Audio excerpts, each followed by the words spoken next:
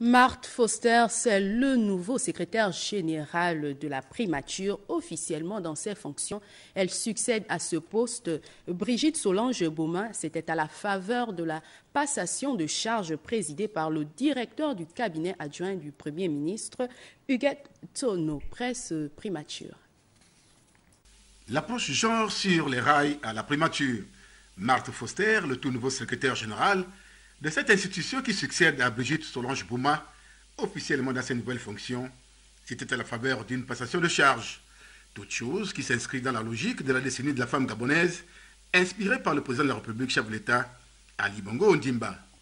La cérémonie, sobre soit-elle, présidée par le directeur de cabinet adjoint du Premier ministre chef du gouvernement, Huguette Tsono, en lieu et place du patron de l'administration, s'est déroulée en présence des secrétaires généraux adjoints de cette haute administration. S'en est suivi la présentation des collaborateurs. Il a promu à mesurer l'immensité de la tâche qui lui incombe désormais. Je remercie infiniment Monsieur le Président de la République qui, sur proposition du Premier ministre, m'a promu à cette très haute fonction, puisque ici c'est la haute administration. Je disais tantôt que la tâche est immense. La réussite ne peut être obtenue que lorsqu'il y a de la communication et il y a de la bonne entente. Et ce que nous voulons, c'est que quand on arrive à ce haut niveau de responsabilité, une seule chose compte, le Gabon.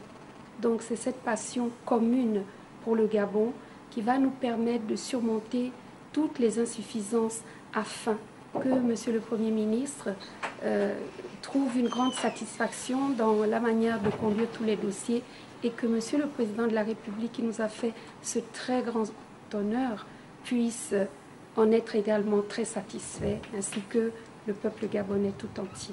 Son prédécesseur, Brigitte Solange-Bouma, n'a pas manqué de présenter les dossiers importants à son successeur, constituant ainsi sa feuille de route, non sans se plier au rituel des sages conseils.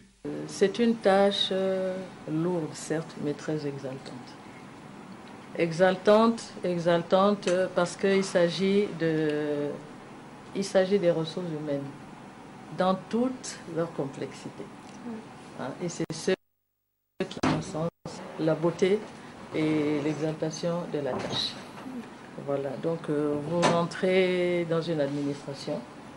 Il y a des agents qui sont là depuis quand même quelques temps. Et il y en a d'autres qui sont nouveaux.